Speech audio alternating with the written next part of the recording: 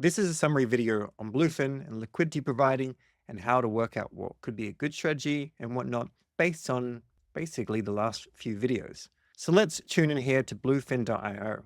You can see that we've got two pools here that are within range. I've kept on removing them, adding them back in as I've kind of come out of range. I've added more and more money and I've earned a decent amount of earnings. We cannot see if I'm down. We have to kind of actually use some sort of spreadsheet or keep our own accounting to work out if we've been building up the portfolio or not. We will cover this in another video, of course, but sonar.watch gives us a good overview of what our balance is right at this time, but it doesn't show us, what our entry position was. If we turn 2K into 4K, that's where probably a spreadsheet is probably going to be your best bet. So the first thing to take away is when you're adding liquidity, your goal is to win the majority of the time. If you have like a 60 to 70% win rate, if you grow your capital, you will do really, really well.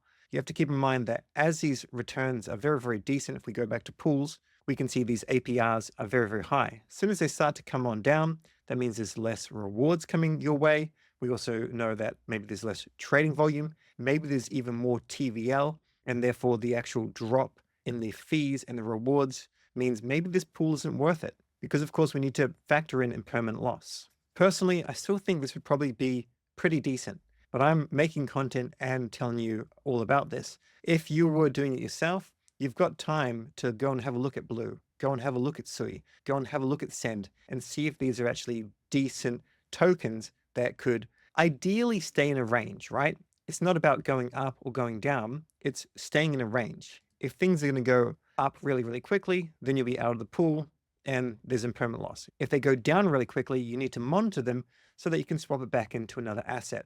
That's why it's kind of a full-time job when you're doing DeFi farming. Now the pools here, I don't know where this APR is coming from, but it's clearly an issue, but that's okay. Basically, they have been printing fees, nothing completely crazy, nothing like 2021, 2020, but still pretty decent. And remember, if we compound those gains or just convert them to Sui, we should outperform the markets, in my opinion. But let's go back to Twitter and find out what can the token actually do?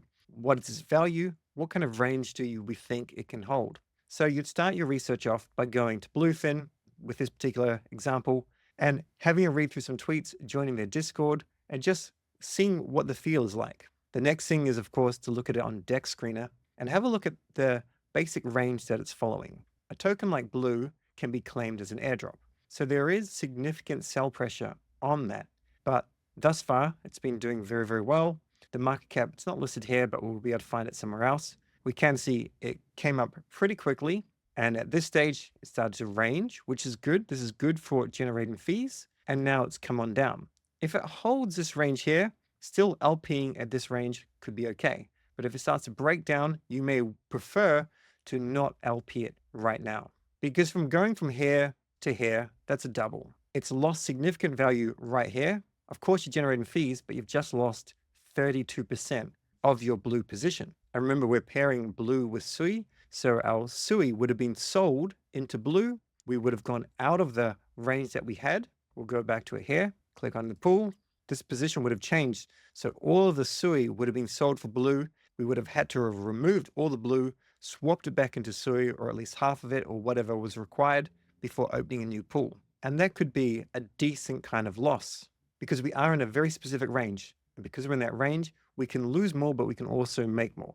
There is no such thing as like free lunch, right? So if we have a look at CoinMarketCap, we can see this is the market cap right here. It's 55 cents. So it's come on down quite significantly. But if we got in at this stage here and we're printing on the way up, we should be okay. It does have a sizable FTV, but everything in crypto has a sizable kind of FTV when it has a little bit of hype and attention. At this stage, it's starting to look to me, with just a bit of a glance, that it might not be the safest thing to LP. The rewards are not too crazy. My next suggestion is to get a Masari membership. That way you can go and ping it, get a bit of a TLDR on what Blue is doing. This will save you hours and hours. It's definitely worth your time. And this is just asking Copilot. So it has an AI data feed. Has a very good data feed. It's not going to get everything right, but in terms of saving time, this is beautiful. Now let's have a look at Suilend. They have the Send token. This is essentially like an Aave competitor, but it's on Sui. It's been going pretty good. So we can have a look at maybe a 1 hour chart if we want to. seem to have something crazy that happened here, and I don't know why. It went down like 60% and then went up within like 2 hours. That's quite unusual. But probably from when we started until now, it's gone up. So we would have sold, rebalanced. I have no idea what's happened here. Then we would have come on down. So we would have been printing some fees, and then we would have just been left with a whole lot of send and no SUI. Then we would have probably removed the liquidity. We would have gone out of the range. And then at this stage, we would have re-put it in, and then we would have been printing fees along this way. And we should still be in our range, hopefully. Now with Suilend, they're going up. They're doing quite nicely. They have an FTV of kind of a low amount. And what I really think is pretty cool is the market cap is 170 million. The self-reported circulating supply, which would need to double check, of course, it's almost half of all the Send tokens. So in my opinion, this is per Kane from Infinex. When you've got a lot of the token out of the supply, none of this crazy vesting over 5 years or whatever, then it starts to allow price discovery. There's more upside in a token that has most of, or at least not most, but a significant amount of its FTV already unlocked. But we need to double check this. We could, of course, check this with Copilot. So we'll come to Copilot and let's have a look here. It does say that the circulating supply is 48 million tokens. And if we wanted to verify it, just jump into Discord and just verify it. Now, I guess a competitor in some way to this is Camino as well. Now, Camino's market cap is 309 million. It's doing very decent in terms of revenue, etc. Its FTV is far higher. I guess with this, I would prefer it to be a larger amount, like 30% would be fantastic. But they did their token launch a little while ago, and people have learned since that maybe you should try and push more of your FTV out. However, not everybody agrees with that approach. So now we come back here. We have a look at our liquidity.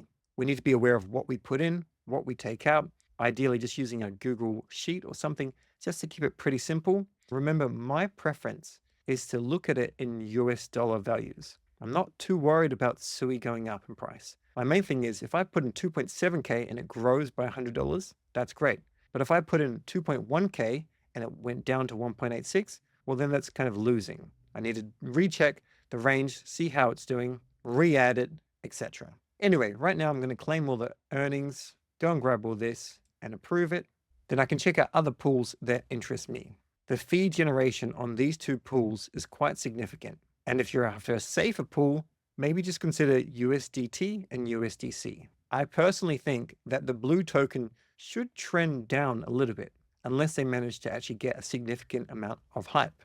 And that's just because they're giving away so many Blue tokens every day. If we could factor in how many Blue tokens are being given out every day, then we'd be able to work out potential sell pressure. But also keep in mind, people are claiming this airdrop still. Same with Send, they're also claiming that airdrop. My last bit of advice here is you don't need to be loyal to a particular liquidity pool. They have done their airdrop. Maybe they'll do a future airdrop. I don't know. You want to go where you're getting good rewards. So if they do great rewards, fantastic. If you want to go to another dApp, go to another dApp. You must go where your money gets a better return, as long as you believe the smart contracts are safe, audited, the team is doing well, etc. My final bit of advice that I use personally, and of course it's not financial, it's just a way that I do things. I ideally like to be in a liquidity pool where I want both the tokens. So if I'm not bullish on Blue or Bluefin, then I don't want to be in this liquidity pool. I'm pretty bullish on Send, to be honest, so I'm happy to be in this liquidity pool. However, Send and USDC, it's printing good fees, but USDC is not the ideal thing that I want to be in. I would rather be in Send and Sui. But as you can see, there is no Send and Sui pool right here. There may be another liquidity pool elsewhere, but this is all I have as an option right now. The final thing that I'll leave you with is impermanent loss. If you don't know what it means, check out these. They're older videos from Whiteboard Crypto, but they do very, very well at explaining what is impermanent loss. Otherwise, go and prompt ChatGPT or Gronk and work out what exactly it is. There'll be some calculators out there that you can use, but I haven't found one that works particularly well. Now, if you're coming from Solana and you're used to Meteora, then you're going to see some things on your timeline like this. As an example, this person made 30% as a profit in about 20 hours and 47 minutes. You're not going to be able to do that with Bluefin. This requires a different skill set, and sometimes it really works out, other times it doesn't. I can't find the tweet right now, sadly, but I saw a tweet from a very experienced LPer, and they're very good at what they're doing. They're doing DLMMs. That's dynamic liquidity market making. on Meteora on Solana, and they had a win rate of 67%. My simple point here is you're not going to win every single time when you're doing farming. Your ideal plan is to grow, take your liquidity out, and go where it's treated best. If all of this is too difficult for you, that's fine. You don't have to do it. We can start with a very small amount just to gain some knowledge.